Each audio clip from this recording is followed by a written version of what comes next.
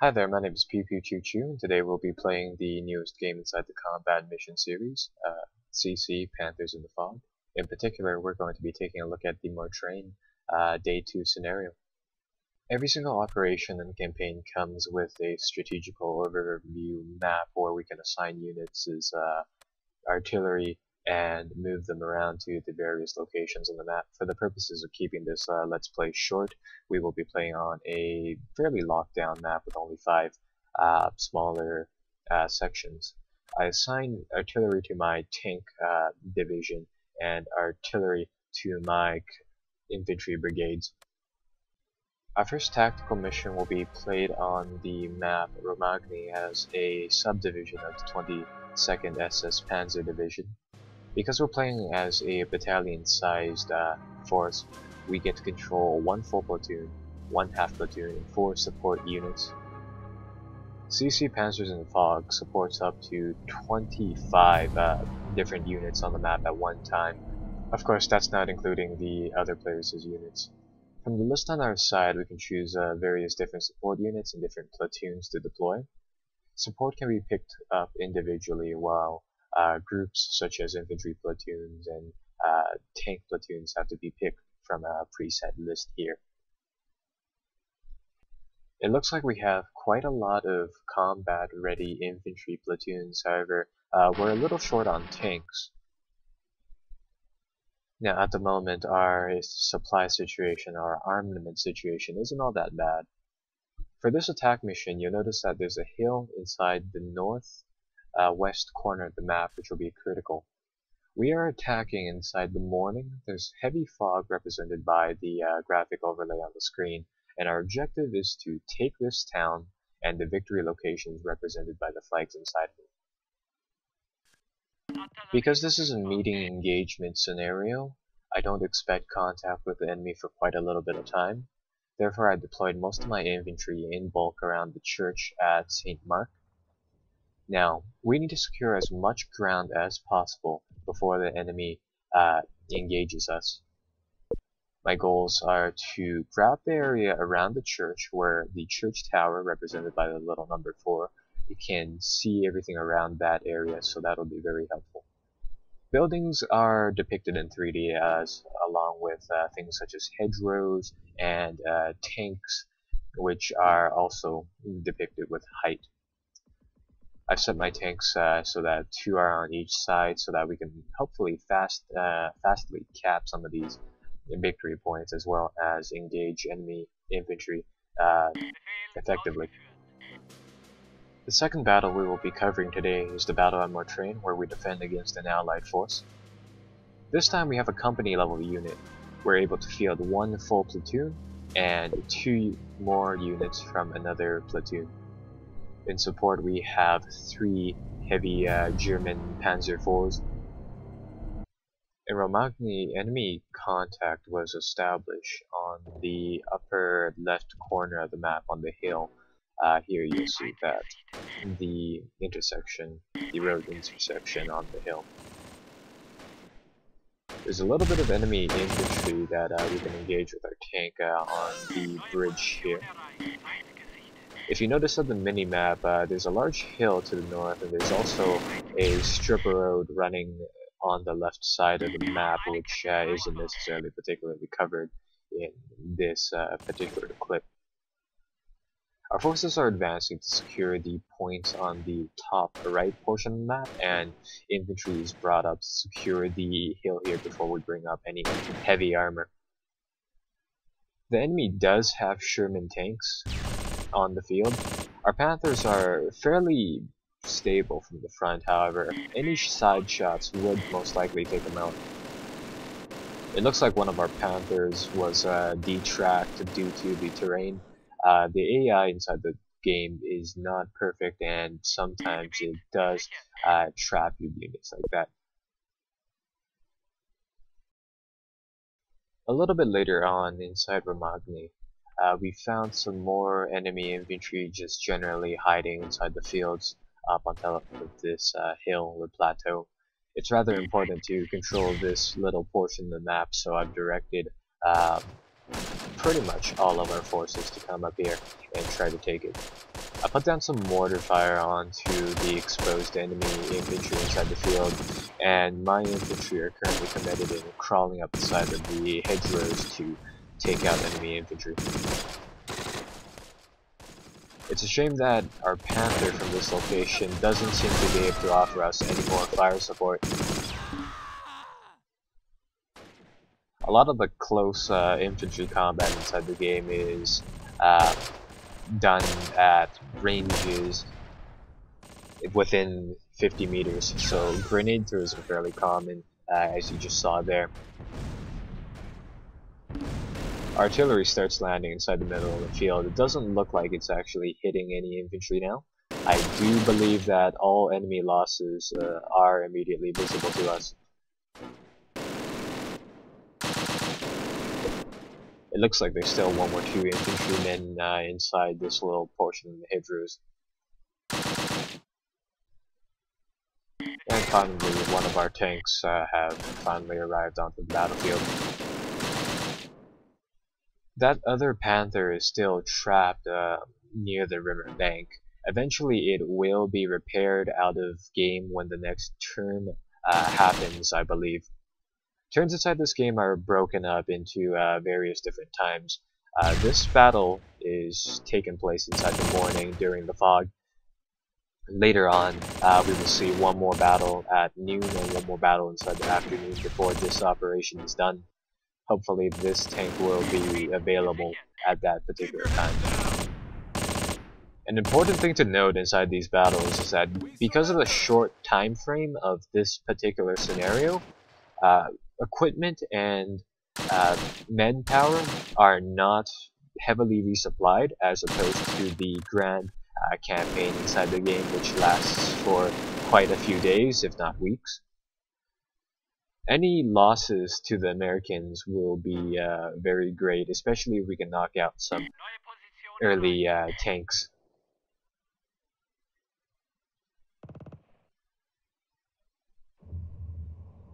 I've set one of my infantry squads to just kind of move up into this little section right here to capture the road junction, which will allow our tanks to go to different map squares on the overworld.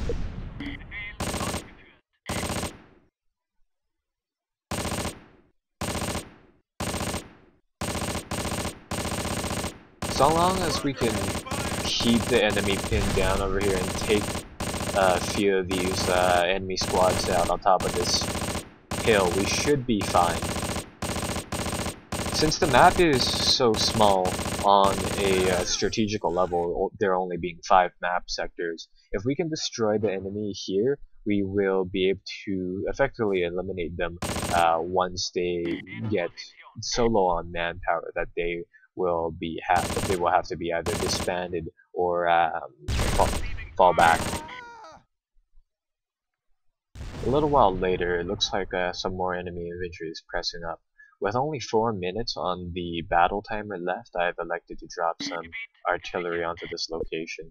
It'd be waste letting those mortar rounds just sit there. You get a certain allotment per day, so I figured I might as well bombard this location, seeing as it is it's more or less likely that there will be quite a little clump of enemy infantry right there.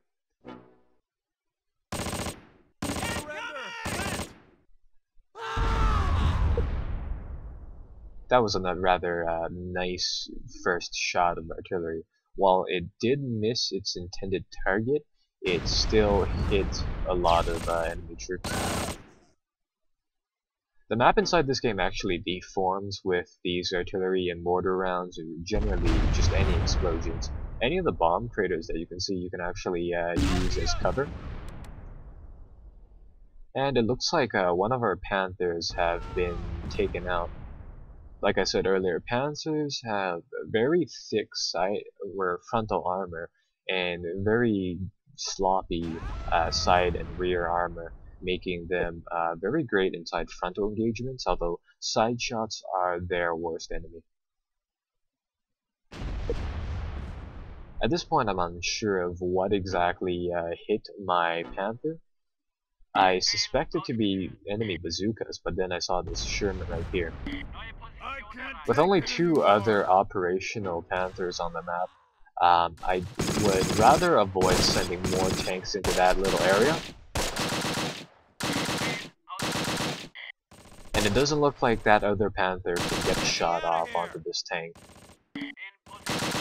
I'll get my Panzer Grenadiers to deploy some smoke and hopefully bail out of that area.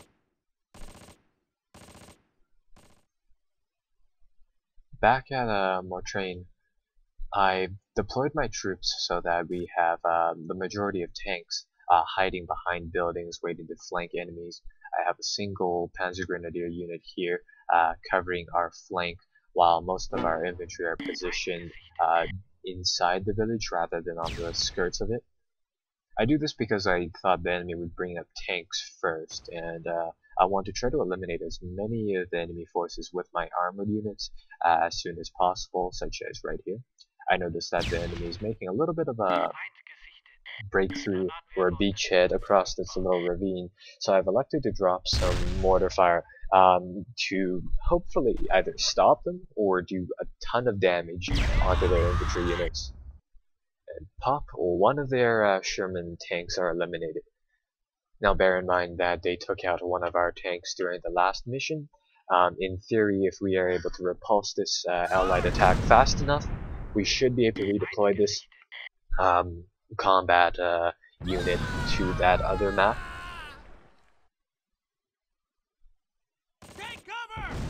And you see that the AA is moving up with its own rifle teams. I like to put a few infantry squads inside the outskirts buildings of the town just so that I can get a nice little pinning amount of fire on the edges, and then put my infantry inside the backs of buildings.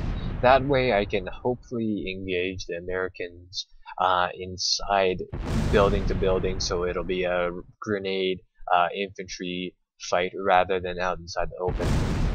Tanks are very dominant inside the countryside, and that being said, if I position my infantry on the outskirts, chances are I will be taking a lot of casualties. It doesn't look like my mortar fire is actually hitting very much inside this field. It may actually be creating quite a little bit of cover for them, simply because of how much shelling is going on there. Bizarrely, it looks like some enemy fire managed to knock out the commander of that particular squad. Leaders are rather hard to replace, especially when the scenario is this small.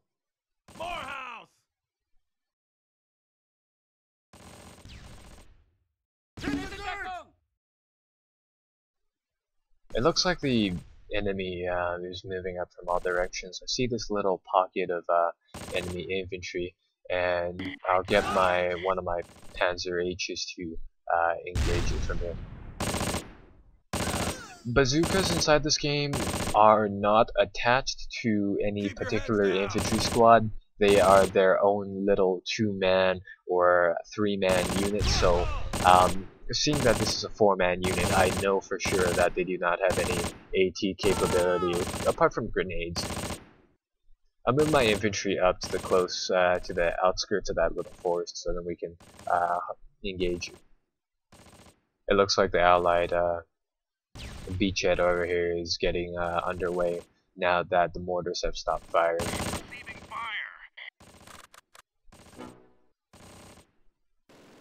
Since we have a limited amount of ammunition, I've decided to put our squads onto that ambush command so that they'll only fire when the enemy is in full view and is in less than excellent cover.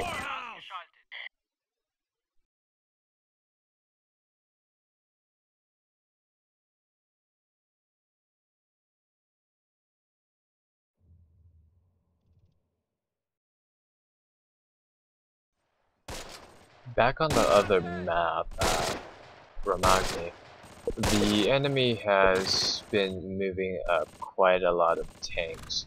So what I've decided to do is to pull all of my infantry back into the little forest and to continue pretty much dropping mortar rounds onto that area.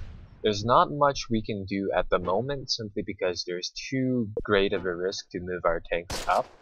Later on during the day we will have the chance to redeploy our units when turn 1 this particular battle ends, so our best choice of options is to wait until we get that second deployment chance and to move our armored assets up here using the deployment window rather than risking it right now.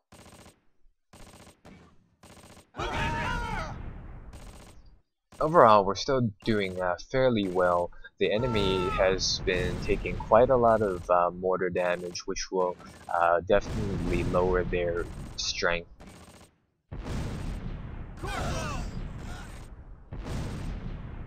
At the end of the day, we control most of the map, and this is considered a Axis major victory. We hit them for quite a lot of losses actually. However, we did lose that one Panther.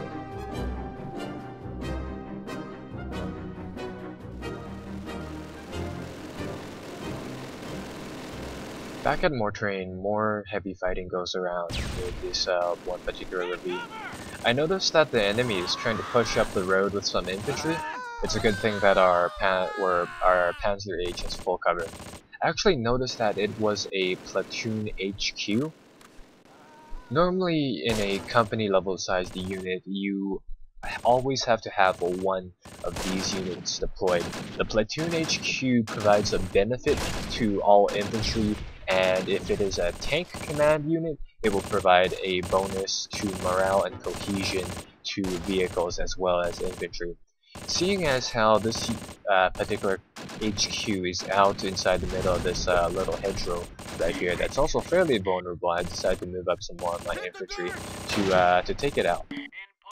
Bear in mind that since reinforcements are far and few inside this operation, if we eliminate this platoon HQ, it will be considered quite a great loss to the other team, seeing as how that entire platoon is down a leader now.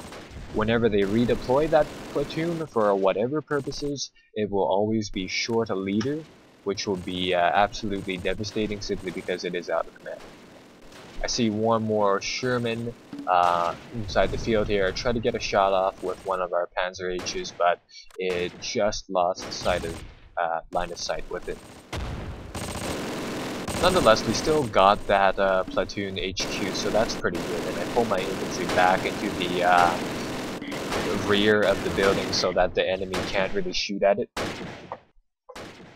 Oh yes, and I'm moving quite a lot of infantry into that one particular structure on the side of the village, simply because it does give a nice look out onto the ravine, which will possibly become another little front sooner or later.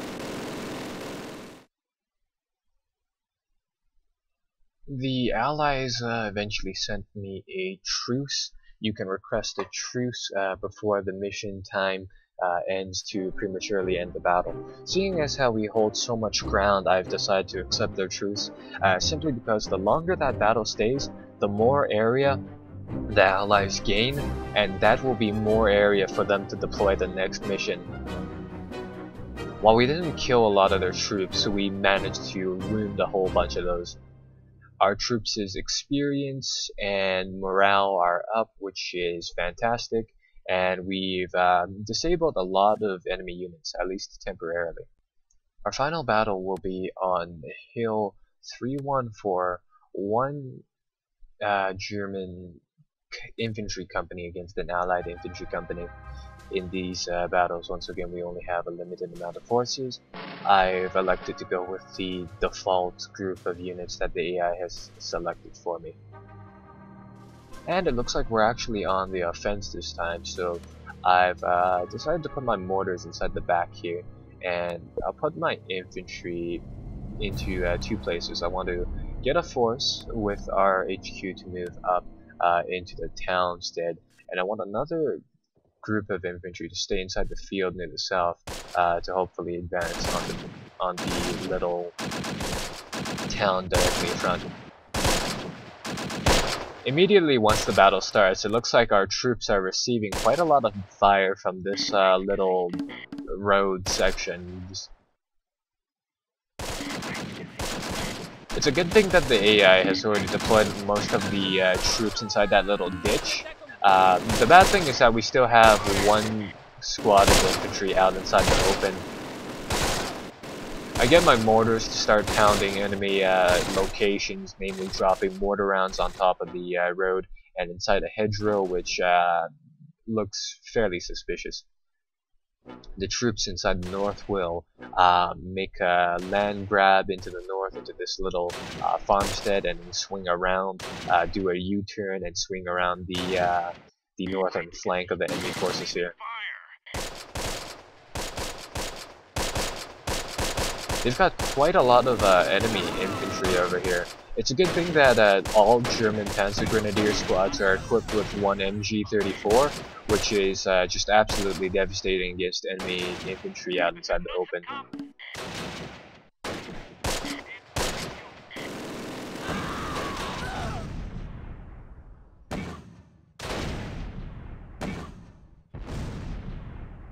Keep your heads down!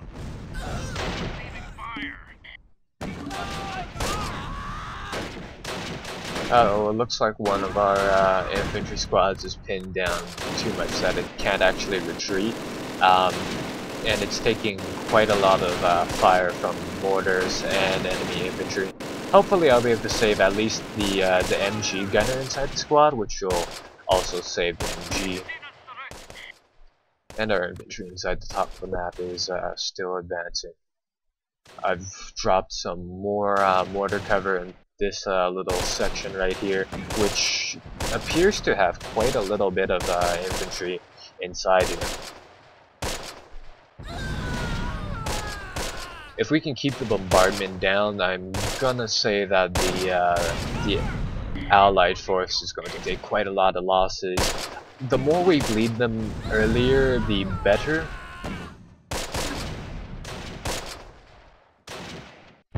At the moment, in terms of the land mass game, your victory score is determined about in terms of how many different places you have. Since we hold the majority of Mortain and the other map, we should be fine for now. So long as we can destroy a bulk of the enemy forces here, he'll have to alternate between his different platoons, so that'll cause quite a little bit of a problem on his end.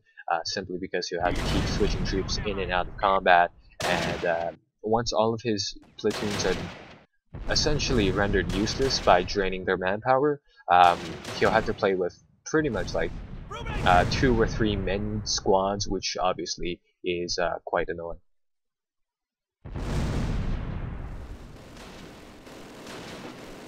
A little while later on, it looks like we found one infantry squad hiding inside the bushes.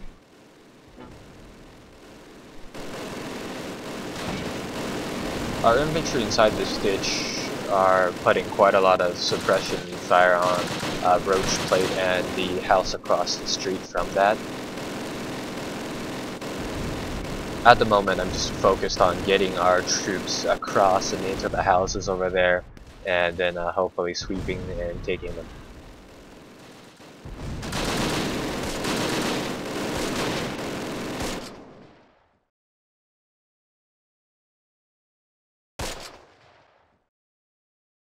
There's an odd little bit of silence that occurs after the MGs stop firing. I did that just to save some ammunition, and I suspect all of their infantry is either dead or just cowered from the artillery blows.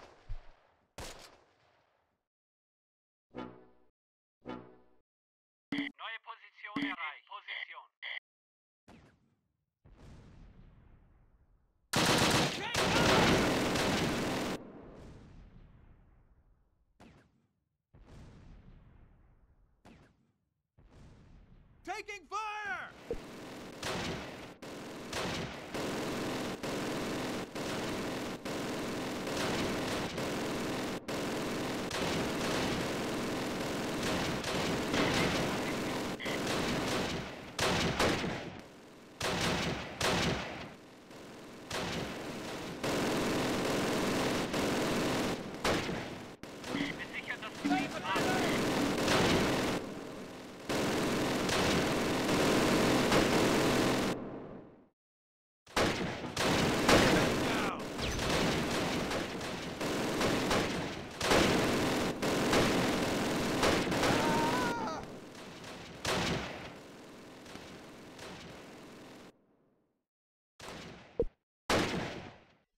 At this point, I try to make a push into Roach Plate with some of my infantry from the south here.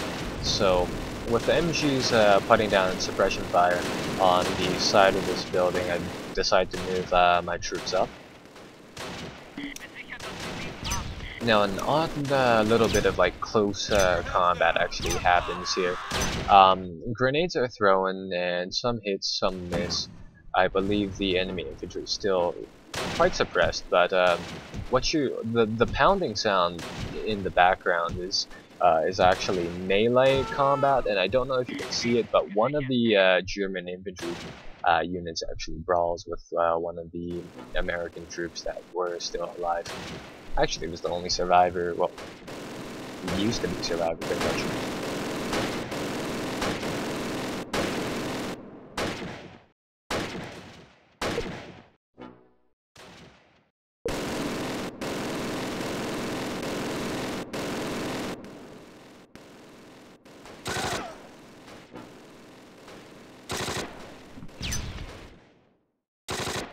Das sind unsere Jungs. Gebiet gesichert.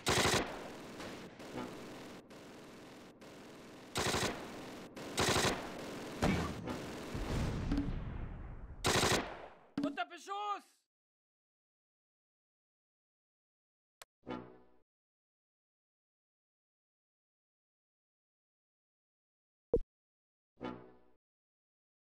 Neue Position erreicht.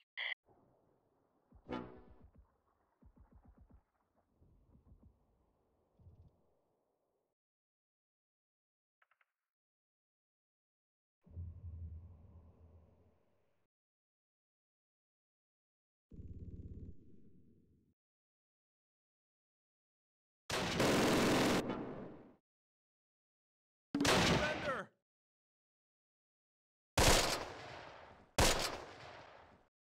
At this point, most of the fighting is over, and it's simply a matter of capping the map.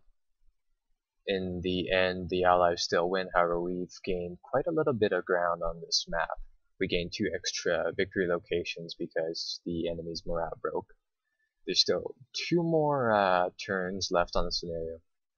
I hope you enjoyed the video. Please like and subscribe for more content. Bye bye.